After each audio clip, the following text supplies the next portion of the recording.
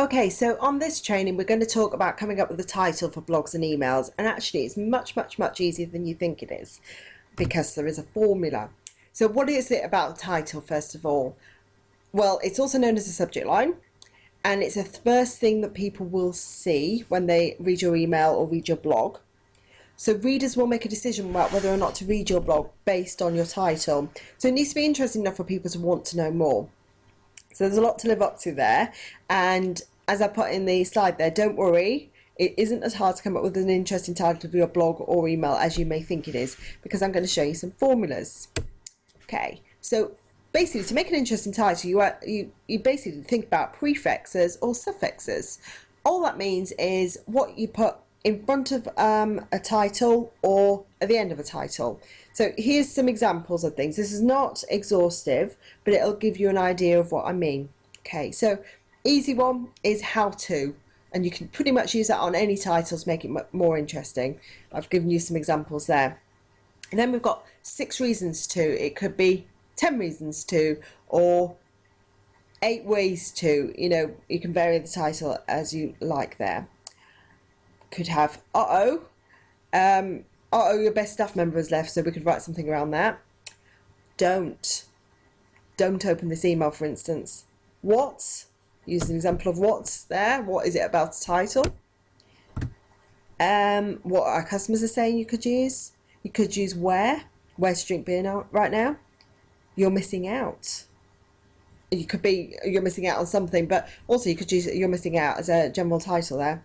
And then you could have something made easy, subject lines made easy. So there's actually loads and loads of examples around. If you go and just Google subject lines for emails, there's tons of examples there, and there are bits and pieces that you can use.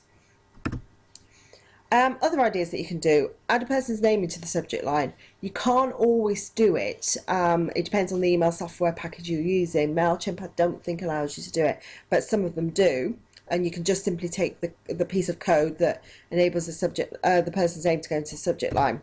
So imagine, for instance, if we put a subject line to the first one, Louise, how you could get more email opens. You know, it just strengthens it a bit and makes the person more likely to pay attention. Experiment with long or short subject lines. They don't have to be that short. The longer you make them, sometimes the better they are. Look online for ideas. Ask your team for ideas. Try some controversy. So like put wicked and urgent into your emails. There's other sort of dangerous, if you like, words that you can put in. Danger's another one. And then the most important thing is to play and practice. What I would do whenever I'm writing a blog or an email, I'll brainstorm 5 to 10 subject line examples, just trying to sort of improve on them over as I work on each of them. And very often a subject line will come out of that that's perfect for that blog. It's really important to write your subject line after you've written your blog, because then you'll know which way your blog's gone and you can pull out a subject line from there. Subject lines are kind of a bit of, they take a bit of practice. So obviously someone who's been used to coming up with subject lines for a while is going to be better and quicker at doing them than you are. But this is all about playing and practicing and trying to use prefixes and suffixes like I've just described. And if you're stuck for ideas, go online, have a look through. There's countless articles out there to help you with this. And you can perhaps adapt one of the subject lines there to suit your blog or your article, and just fill in the blanks if you like. So the key with creating subject lines is just practice and keep kind of challenging yourself to come up with new subject lines for your emails and your blogs. That's why I've put down on here, try brainstorming 5 or 10 for each blog, because actually your first one might not be the one that you end up using. It might be the 10th one or the 7th one that you end up using. So, you know, just practice and practice.